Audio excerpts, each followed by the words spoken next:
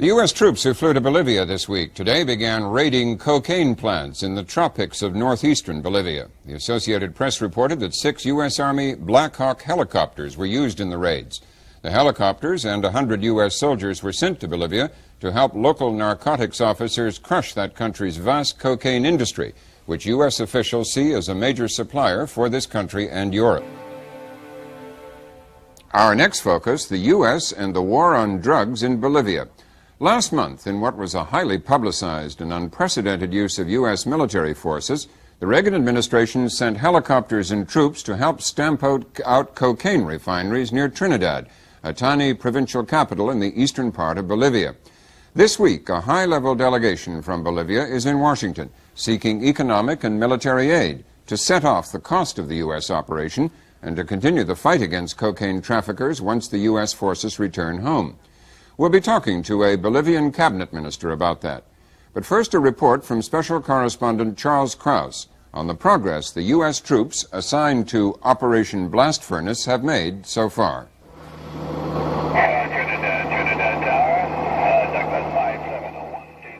Trinidad is where Bolivia's heart of darkness begins, at the edge of a vast tropical plain called the Beni. It's here that Operation Blast Furnace is headquartered, at Trinidad's tiny airport, which now has the look of a U.S. military base. At least once a day, a C-130 transport flies in with food and fuel, even movies from the United States. When the GIs were deployed to Bolivia in mid-July, along with half a dozen Black Hawk helicopters, it was the first time that U.S. military forces had been sent to the front line of the war on drugs. Of the 170 GIs in Trinidad, most provide logistical support and security for the helicopters. The rest are chopper pilots, whose job is to transport Bolivian police troops into the jungle. The joint mission, to find and destroy a network of illegal drug refineries in the Beni. They're believed to produce cocaine, worth $3 billion a year by the time it reaches the United States. But so far, Bolivia's drug barons have proven to be elusive. All the cocaine refineries, like this one, raided during the first week of the operation, were dismantled before the troops arrived. As a result, the worst enemy in Trinidad now appears to be boredom. The GIs are restricted to base to keep a low U.S. profile. And even though the raids continue, there's little more than routine housekeeping for most of them to do. Got the mail? Bring it over to the operations tent. Also bring over whoever you're going to send back. The question now is whether the U.S. troops and helicopters will succeed before they return home in mid-September. So far, the effort has been hampered by bad intelligence and, according to sources, by leaks from the Bolivian police to the drug traffickers before the operation ever began. As a result, the joint U.S.-Bolivian task force managed to find and destroy only 2 cocaine processing laboratories during the first 2 weeks of the operation.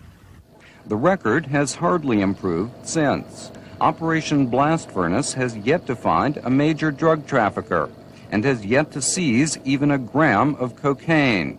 Privately, many American officials blame the U.S. Drug Enforcement Administration, first for raising unrealistic expectations for the mission, then for failing to provide accurate intelligence.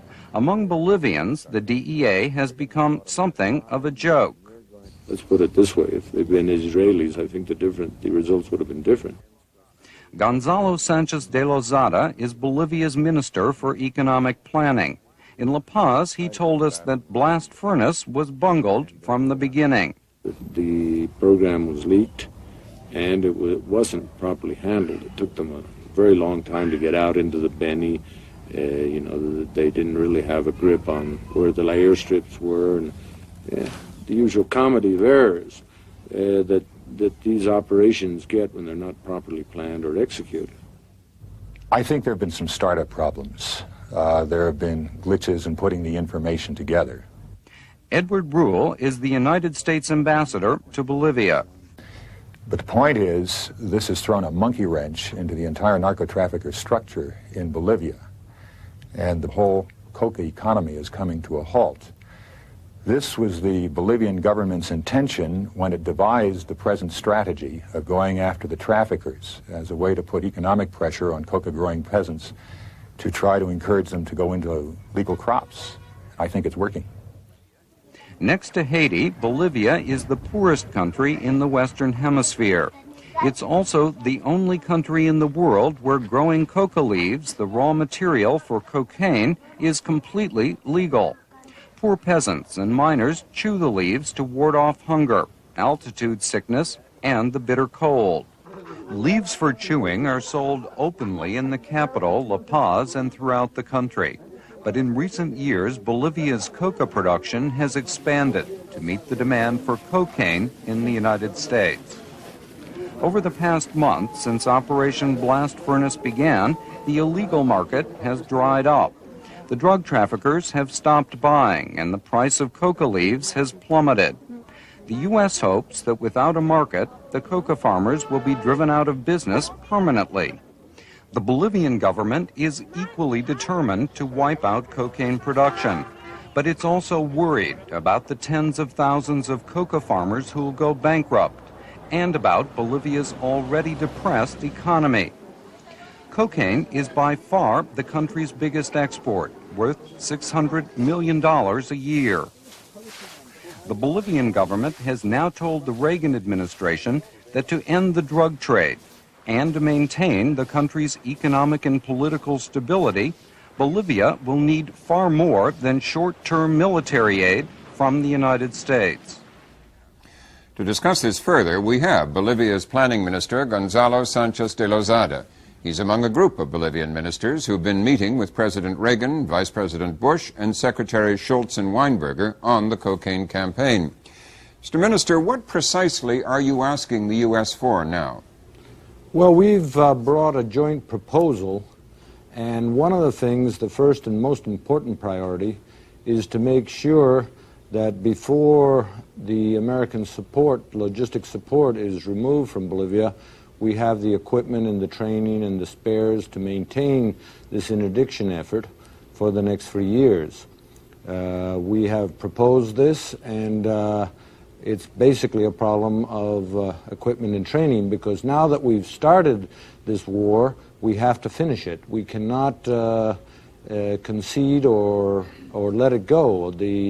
A lot of the peasant farmers and the drug traffickers are supposing that the Americans will go home for Christmas, and that's exactly what we don't want to happen. They're due to pull out now in the middle of September. Have you asked that they stay? Well, we've said that we should try to, by the end of September, by the date, the first 60 days, we should try to set out a very clear-cut timetable about what kind of equipment will be made available to the Bolivian authorities, military and police, and the way we can do the transition so we can take over the interdiction effort. Are you asking that they leave their helicopters behind and some people to train Bolivians in using them? Well, not exactly these. We're trying to see what is the adequate equipment. There's some criteria that maybe less complicated helicopters should be used, and there's other criteria that we need the type of navigation aids that have been one of the reasons that they had problems initially.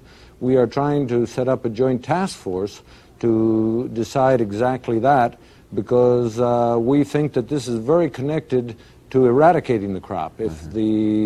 If there's nobody buying the leaves, we think that there can be a program put in place to get the peasant farmers to go into other types of crops and other types of cultivation, which will permit them, and we hope, Bolivia in about 3 years, to be not producing any more leaves than exactly what they needed traditionally and what they've had for thousands of years. And so you're also asking for, as I understand it, for U.S. money to develop those alternative crops. Is that correct? Well, yes, we need, of course, aid, and many of the crops in the areas where this grows are things like coffee or cacao, and I want to make it clear that we don't consider it, as I said earlier in the press conference today, an aid. It's a joint venture. We're talking about putting up funds which, in relation to our economy, you know, Bolivia's got a total economy of about $4.5 billion.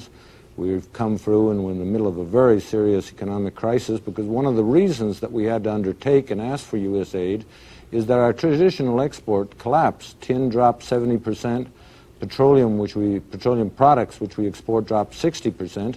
And of course this made the drug portion of our economy, which is illicit, made it very, very important. So we either had to get them before they got us.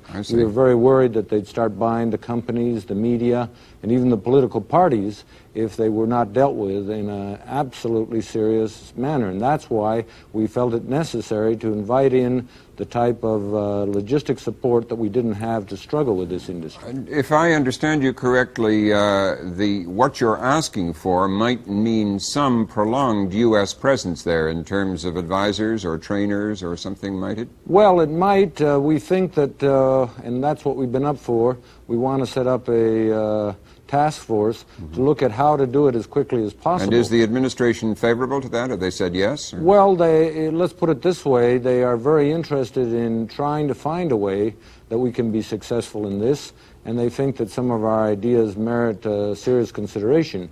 We think that there's a lot of interest, but I wouldn't want to commit the administration because I think a lot of it will depend what are the results of the actual analysis that's done by a joint committee of the two governments. Well, let's go back to the present Operation Blast Furnace. We saw you in Charles Cross's report saying it had been bungled in the early stages. Is it now more successful? Have they broken up some cocaine factories? Well, obviously, the very fact that it came in and that it was a joint effort of two countries had an element which is very important, which is credibility. And I'm in agreement with Ambassador Rao that it has disrupted completely the trade, the conversion of coca leaves into cocaine. And we've been surprisingly successful in that sense. We haven't, the very fact that they dismantle it, well, you can only thank them that they took it apart before you got there. But the minute Americans pull out, they can come out of the woods and start operating again. Is that? Well, it's not quite that simple. A lot of that equipment has to be brought in. A lot of the supplies have to be brought in because Bolivia doesn't produce it.